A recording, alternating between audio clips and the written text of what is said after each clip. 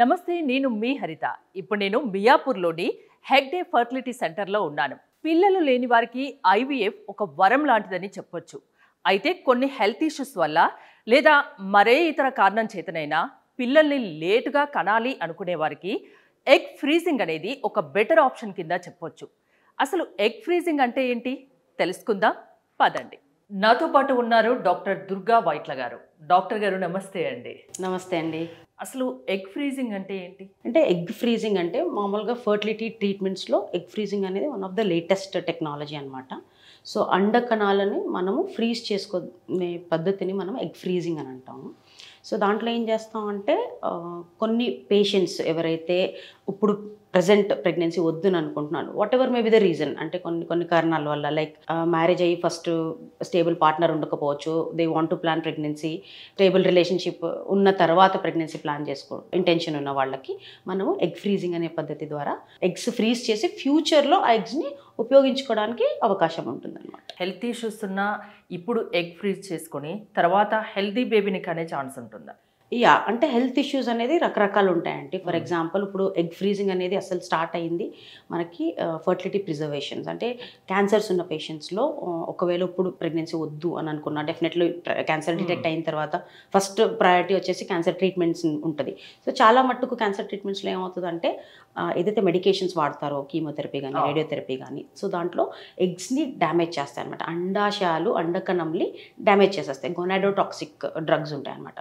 So అందుకని eggs ఏదైతే ఉందో మనం కీమోథెరపీ రేడియోథెరపీ ప్రొసీజర్ స్టార్ట్ చేయక ముందు మనం గనక ఫ్రీజ్ చేస్తే ఫ్యూచర్లో మనము పేషెంట్ క్యాన్సర్ ట్రీట్మెంట్ నుంచి రికవర్ అయిన తర్వాత మనము ప్రెగ్నెన్సీ ఇవ్వడానికి అవకాశాలు ఉంటుంది. ఇది కాకుండా కూడా కొన్ని general health conditions, like for example పేషెంట్స్కి షుగర్ ఉంది, డయాబెటీస్ ఉంది, లేకపోతే బ్లడ్ ప్రెషర్ ఉంది, లేకపోతే ఏదైనా autoimmune disorders like rheumatoid arthritis, systemic lupus erythematosus, లేకపోతే థైరాయిడ్లో హాషిమోటోస్ థైరాయిడిస్, ఇలా ఆటోఇమ్యూన్ కండిషన్స్లో కూడా ఏజ్ పెరిగే కొద్దీ ఆ డిసీజ్ సివియారిటీ పెరిగే కొద్దీ అండకణంలో తగ్గిపోయే అవకాశాలు ఉంటుంది. సో అలాంటి కండిషన్స్లో కూడా మనము ముందు ఎగ్స్ ఫ్రీజ్ చేసుకుని ఉంటే బెటర్ అనమాట. జనరల్గా 20 to 30 years లోపు పిల్లల్ని కనడానికి కరెక్ట్ ఏజ్ అని చెప్తుంటారు మీలాంటి డాక్టర్స్. సో ఆ ఏజ్లో ఎగ్ ఫ్రీజింగ్ చేయించుకొని 30 తర్వాత పిల్లల్ని కంటే healthy babies and mother health కూడా బాగుంటుందా?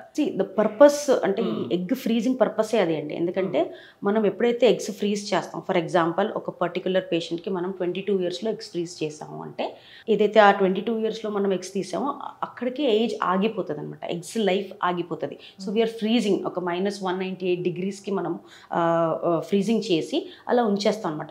ఒక 10 years తర్వాత కూడా మనం తీస్తే దట్ ఎగ్ ఏజ్ రిమైన్స్ 22 yearsలో ఎలా ఉంటుందో అలాగే ఉంటుంది. So that is the magic of this egg freezing అనమాట. ఎగ్ ఫ్రీజింగ్కి ఎన్ని సైకిల్స్ అవసరం, అంటే ఎన్ని ఎగ్స్ అవసరం ఉంటుంది, ఎన్నాళ్ళ వరకు ఎన్నేళ్ళ వరకు ఫ్రీజ్ చేయించుకోవచ్చు? నార్మల్గా ఏంటంటే ఎగ్ ఫ్రీజింగ్ అనేది ఒక మ్యాజిక్ నంబర్ అంటూ ఏమి ఉండదు. సో నార్మల్గా కూడా మనం ఎవిడెన్స్ ప్రకారంగా చూసుకుంటే దగ్గర 15 to 20 ఎగ్స్ ఫ్రీజ్ చేస్తే కనుక మంచి ఫ్యూచర్లో ప్రెగ్నెన్సీ వచ్చే పాసిబిలిటీస్ ఏదైతే ఉందో అది దగ్గర 60 to 70% ఉంటుంది.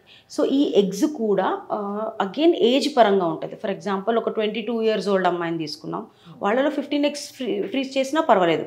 అదే 30 years అనుకో, దగ్గర 20 eggs ఫ్రీజ్ చేసుకోవడం బెటర్.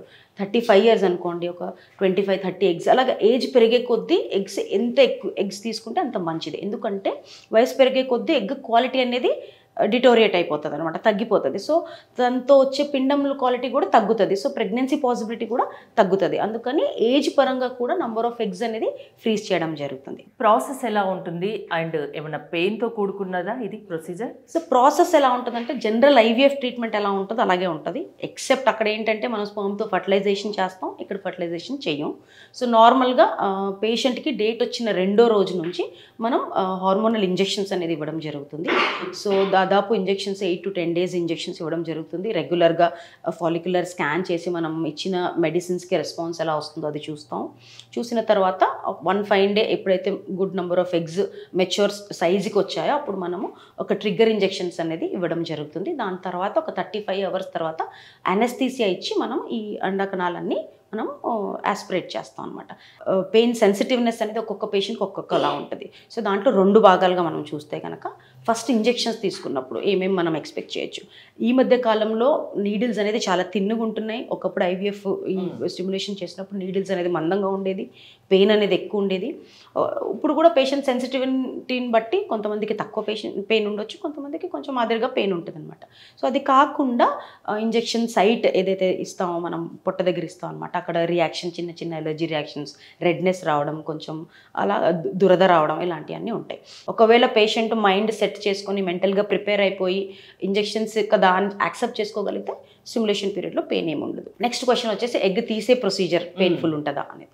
సో అది మనము యూజువల్గా అనస్థీసియాలో చేస్తాము. ఒక చిన్న ఏ టైంలో ఎగ్ తీస్తారు, ఎలా తీస్తారు అనేది చాలా మందికి ఒక డౌట్, అది క్లారిఫికేషన్. అంటే చెప్పాను కదా, ఓవరాల్గా నంబర్ ఆఫ్ ఎగ్స్ ఏదైతే మనం ఒక ఫర్ ఎగ్జాంపుల్ 20 ఎగ్స్ ఉన్నాయి ఆ పర్టికులర్ పేషెంట్కి, డేట్ వచ్చిన 2వ రోజు మనం ఇచ్చిన స్టిమ్యులేషన్కి ఆ రోజు చిన్న చిన్న ఫాలికల్స్ ఒక 20 ఉన్నాయి. మనం ఇంజెక్షన్స్ ఇచ్చి దాంట్లో అట్లీస్ట్ 80% ఫాలికల్స్ మనకి ఒక మెచ్యూర్ సైజ్ వచ్చిన తర్వాత మనం ఇంజెక్షన్స్, మామూలు ఇంజెక్షన్స్, ట్రిగర్ ఇంజెక్షన్స్ ఇవ్వడం జరుగుతుంది. ఆ తర్వాత 35 అవర్స్ తర్వాత మనం ఎగ్స్ అనేది తీయడం జరుగుతుంది. అది అనస్థీసియాలో, షార్ట్ జనరల్ అనస్థీసియాలో తీస్తాం. పేషెంట్కి అసలు ఏమీ తెలియదు అనమాట. అదే అల్ట్రాసౌండ్ గైడ్లో ఒక నీడిల్ అటాచ్ చేసి సక్షన్ ఎవాక్యుయేషన్ చేస్తాం. వజైనల్ దీంట్లో ప్రోబ్ పెట్టి, స్కాన్ ప్రోబ్ పెట్టి తీసేస్తాం అనమాట. ఆ తర్వాత రికవరీ అయిపోతుంది అనస్థీసియా నుంచి. విదిన్ హాఫ్ అన్ అవర్ 1 అవర్లో రికవరీ అయిపోతుంది అనస్థీసియా నుంచి. ఒక 2 అవర్స్ అబ్జర్వేషన్ అలా పంపించేసి బై 1 o'clock 2 o'clock పేషెంట్ని డిశ్చార్జ్ కూడా చేస్తాం. అంటే day care procedure. It's day care procedure. ఫ్యూచర్లో హెల్తీ బేబీ కావాలనుకుంటే, వాళ్ళు ఎప్పుడు కావాలంటే అప్పుడు పిల్లల్ని కనాలనుకుంటే న్యూలీ కపుల్ రావచ్చు అండ్ పెళ్లి కాకుండా రావచ్చు. వాళ్ళు ఎప్పుడు కావాలంటే అప్పుడు పిల్లల్ని కనవచ్చు. అవును. అప్పుడు వాళ్ళు హెల్తీ బేబీ వస్తుంది. ఏదైనా ప్రాబ్లమ్స్ ఏమైనా ఉంటాయి? నార్మల్ హెల్తీ బేబీస్ అని అంటే నార్మల్గా ఇప్పుడు మనకు ఫర్టిలిటీలో ఐవీఎఫ్ ఉంటుంది. ఐవీఎఫ్ ట్రీట్మెంట్లో ఎన్నో మిలియన్స్ ఆఫ్ బేబీస్ ఇప్పుడు వరకు మనము, మీకు తెలిసింది. అందులో హెగ్డే గురించి చెప్పడం అవసరం లేదు, టాప్ పొజిషన్ లో ఉంది. సో ఈ దీంట్లో కూడా అబ్నార్మల్ బేబీస్ అనేది ఉంటుంది. నార్మల్ బ్యాక్గ్రౌండ్ పాపులేషన్ ఎంత ఉందో దాన్నంతనే ఉంటుంది అనమాట. So IVF technique related issues అనేది ఏమీ లేవు. అండ్ స్పర్మ్ ఫ్రీజింగ్ ఇందాక నేను చెప్పినట్టు క్యాన్సర్ పేషెంట్స్ ఉన్నా లేకపోతే ఉన్నా ముందే స్పర్మ్ ఫ్రీజ్ చేసుకొని తర్వాత థా చేసుకుంటాం. అది కాకుండా ఇప్పుడు మనకు ఐవీఎఫ్ ట్రీట్మెంట్, జనరల్గా ఐవీఎఫ్ ట్రీట్మెంట్ తీసుకున్నప్పుడు మెయిల్ పార్ట్నర్ యూఎస్లోనే ఎక్కడో ఉంటారు, 2 కపుల్స్ వస్తారు, బట్ హస్బెండ్కి ఎక్కువ రోజులు ఉండడానికి వీలు అవ్వదు, వైఫ్ ఒకళ్ళే ఇక్కడ ఉంటారు. స్పర్మ్స్ ఫ్రీజ్ చేసేసుకుని నార్మల్ బేసిక్ కన్సెంట్స్ అవన్నీ ఏమున్నాయి అవన్నీ తీసేసుకుని హస్బెండ్ వెళ్ళిపోతారు, వైఫ్కి మనం ఐవీఎఫ్ చేస్తాం ఆ ఫ్రోజన్ స్పర్మ్స్తో. సో ఆ ప్రకారంగా కూడా మనం స్పర్మ్ ఫ్రీజింగ్ అనేది ఉపయోగించుకోవచ్చు. సో దీంట్లో almost sperm freezing, egg freezing, embryo freezing, they're proven and మంచి రిజల్ట్స్ ఉంటాయి అన్నమాట. నార్మల్గా గర్భం దాల్చడానికి ఎగ్ ఫ్రీజింగ్ వల్ల అండ్ ఐవీఎఫ్ వల్ల, మీరు ఇప్పుడు చెప్పిన ఇంకా మిగతా ఆప్షన్స్ వల్ల గర్భం దాల్చడానికి ఏదైనా తేడా ఉంటుందా? న్యాచురల్ ప్రెగ్నెన్సీకి ఫర్టిలిటీ ట్రీట్మెంట్స్లో ఫస్ట్ 12 వీక్స్ అంటే ఫస్ట్ ట్రైమెస్టర్, ఫస్ట్ 3 నెలలలో మనం కొన్ని మెడికేషన్స్ అనేది, హార్మోనల్ సపోర్ట్స్ అనేది ఇవ్వడం జరుగుతుంది అనమాట బయట నుంచి. ఆ తర్వాత ఒక్కసారి 13 వీక్స్ 12 వీక్స్ 13 వీక్స్ క్రాస్ అయిన తర్వాత నార్మల్ ప్రెగ్నెన్సీకి ఐవీఎఫ్ ప్రెగ్నెన్సీకి పెద్దగా తేడా ఏం లేదు. మేనేజ్మెంట్ రిమైన్స్ ద సేమ్, వాళ్ళ ఫైనల్ డెలివరీ అంతా కూడా సేమ్. సో ఫ్యూచర్లో ఇప్పుడు పిల్లలు వద్దు ఇంకా తర్వాత కందాం అనుకుంటే ఈ ఎగ్ ఫ్రీజింగ్ అనేది చాలా చాలా బెటర్ ఆప్షన్ కింద చెప్తారు. Yes, definitely. ఎలాంటి వాళ్ళు మీ దగ్గరికి రావచ్చు? ఒకటి, వాట్ ఎవర్ రీజన్స్కి మ్యారేజ్ అవ్వకపోయినా, లేకపోతే ఇప్పుడే చేసుకోకూడదు, మ్యారేజ్ కొన్ని కెరియర్లో సెట్ అయిన తర్వాత చేసుకుందాం అనుకున్నా, ఆల్రెడీ పెళ్ళైపోయి but they don't want present pregnancy, అక్కడ ఎంబ్రియో ఫ్రీజింగ్ చేసుకోవచ్చు. క్యాన్సర్ ప్రాబ్లమ్స్ ఏమన్నా ఉన్నా అలాంటి వాళ్ళకి చేసుకోవచ్చు. సో దీంట్లో ఏంటి అంటే, ఒకటి క్యాన్సర్ గురించి నేను స్పెసిఫిక్గా చెప్పాలనుకుంటున్నాను.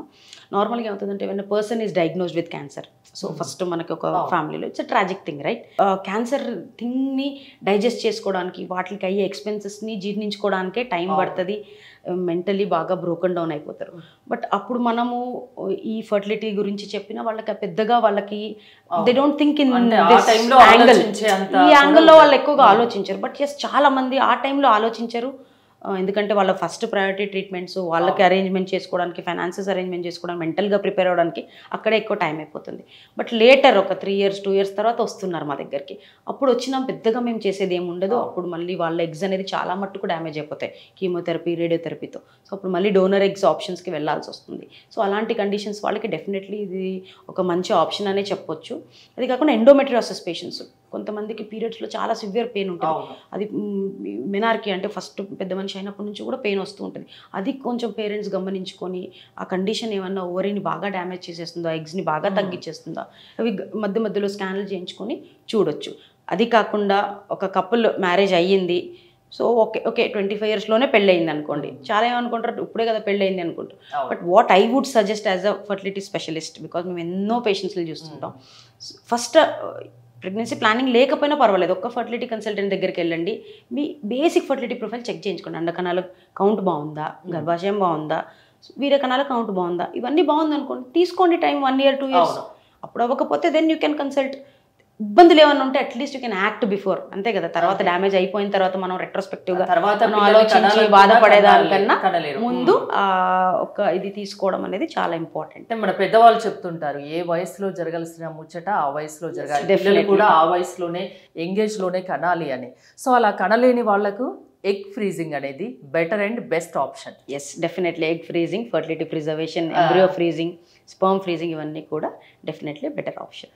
హెగ్డే ఫర్టిలిటీ గురించి చెప్పనవసరం లేదు. అంటే చాలా మార్కెట్లో ఫర్టిలిటీ సెంటర్లు ఉన్న టాప్ పొజిషన్లో హెగ్డే ఫర్టిలిటీ ఉంది. మీ సర్వీసెస్ గురించి ఫైనల్గా ఏం చెప్తారు? మనం ఇప్పటివరకు ఎగ్ ఫ్రీజింగ్ గురించి మాట్లాడుకున్నాం.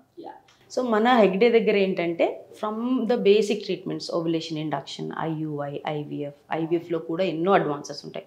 సో ఐవీఎఫ్ అనేది చాలామంది ఏమనుకుంటారు ఇది లాస్ట్ ట్రీట్మెంట్, ఐవీఎఫ్లో ప్రెగ్నెన్సీ రాకపోతే రాదు. సో ఐవీఎఫ్లో కూడా first basic IVF treatments fail అయిన వాళ్ళు మా దగ్గరకు వస్తుంటారు. సో వాళ్ళకి మనం advanced pre implantation genetic studies, అంటే ఎంబ్రియోస్ని పేషెంట్కి ఇంప్లాంట్ చేయక ముందే మనం ఎంబ్రియోస్ జెనెటిక్ ఇది మేకప్ ఎలా ఉంది అవి చూస్తాం, ఎండోమెట్రియల్ రిసెప్టివిటీ, యారే, ఇవన్నీ చాలా అడ్వాన్సెస్ ట్రీట్మెంట్స్ ఏదైతే ఉన్నాయో. జెనెటిక్ ఇవాల్యుయేషన్, మాకు ఒక సెపరేట్ జెనెటిక్ వింగ్ ఉంది. సో డీటెయిల్డ్ జెనెటిక్ అనాలిసిస్, కొంతమంది మేనరికాలు ఉంటాయి కదా, సో వాళ్ళలో అబ్నార్మాలిటీస్ ఏమైనా ఉన్నాయి అదంతా ముందు ఐడెంటిఫై చేసి హెల్దీ బేబీ ఇచ్చే ప్రయత్నం అనేది డెఫినెట్గా చేస్తాం.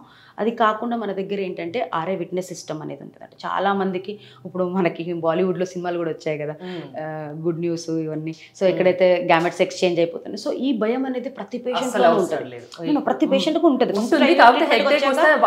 డెఫినెట్లీ హెగ్డేకి వస్తే ఆ ఆప్షన్, ఆ భయం అనేది డెఫినెట్గా పోతుంది. బికాజ్ మన దగ్గర ఆర్ఐ విట్నెస్ సిస్టమ్ ఉంది. సో దాంట్లో ఏంటంటే ప్రతి పేషెంట్కి ఒక కార్డ్ ఇవ్వడం జరుగుతుంది, అసైన్ చేస్తాం, మన దగ్గర పెట్టుకుంటాం. సో దాంట్లో ఎగ్స్కి లేబులింగ్ ఉంటుంది, ఎగ్ డిషెస్, స్పర్మ్ వయల్స్కి లేబులింగ్ ఉంటుంది. మనం ఏదైతే కౌంటర్ ఉంటుంది మన దగ్గర ఆ ప్రొసీజర్ చేసే దగ్గర, అక్కడంతా ట్యాగ్స్ ఉంటాయి అన్నమాట. సో ఎప్పుడైతే గ్యామెట్ ఎక్స్చేంజ్ అవుతుందో అప్పుడు అలామ్స్ వచ్చేస్తాయి అన్నమాట. సో పని జరగదు.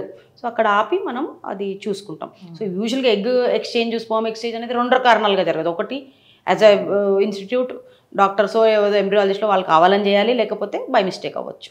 సో కావాలని డెఫినెట్గా ఇంత క్రెడిబిలిటీ ఉన్న సెంటర్ కాబట్టి కావాలని ఎవరు చేయరు, బికాజ్ ఇన్ని ఇయర్స్ ఆఫ్ ఇది ఎవరు దాన్ని చెడుకోవాలనుకోరు. సెకండ్ వచ్చేసి మిస్టేక్ ఏమన్నా అవ్వచ్చు. సో మిస్టేక్ ఏదన్నా ఎవరైనా జరుగుతుంది కాబట్టి దాన్ని ప్రివెంట్ చేయడానికి ఆల్మోస్ట్ ఆర్ఐ విట్నెస్ సిస్టమ్ అనేది డెఫినెట్గా అది ఒక latest advancement, latest technology. So దానివల్ల గ్యామెట్ ఎక్స్చేంజ్ అనేది ఆల్మోస్ట్ ఇంపాసిబుల్ అనే చెప్పొచ్చు. పిల్లలు లేకున్నా బాధపడిన అవసరం లేదు, ఐవీఎఫ్ అనేది ఒక ఆప్షన్ ఉంది, ఇంకా వేరే ఆప్షన్స్ కూడా ఉన్నాయి. పిల్లల్ని లేట్గా కనాలనుకున్నా ఆ బాధ కూడా పడిన అవసరం లేదు, ఎందుకంటే ఎగ్ ఫ్రీజింగ్ అనే ఆప్షన్ ఉంది. ఎస్, డెఫినెట్లీ ఓన్లీ మెంటల్గా పేషెంట్ యాక్సెప్ట్ చేసుకోవాలి, ఓకే ఇలాంటి ఒక టెక్నాలజీ ఉందనే ఒక అవగాహన ఉండాలి పేషెంట్స్లో. సో దాన్ని బట్టి they can very well plan their future fertility. Thank you doctor Durga Vaitla గారు, చాలా చాలా డీటెయిల్డ్గా వ్యూవర్స్కి అర్థమయ్యే రకంగా బాగా చెప్పారు. వేరే క్వశ్చన్స్ లేవు, అన్ని ఆన్సర్స్ వచ్చేస్తాయి. Thank you so much. మీరు కనుక హెగ్డే ఫర్టిలిటీ సెంటర్ని సంప్రదించాలి అనుకుంటే స్క్రీన్ పై స్క్రోల్ అవుతున్న నెంబర్స్కి కాల్ చేసి కాంటాక్ట్ అవ్వండి. చూస్తూనే ఉండండి సుమన్ టీవీ.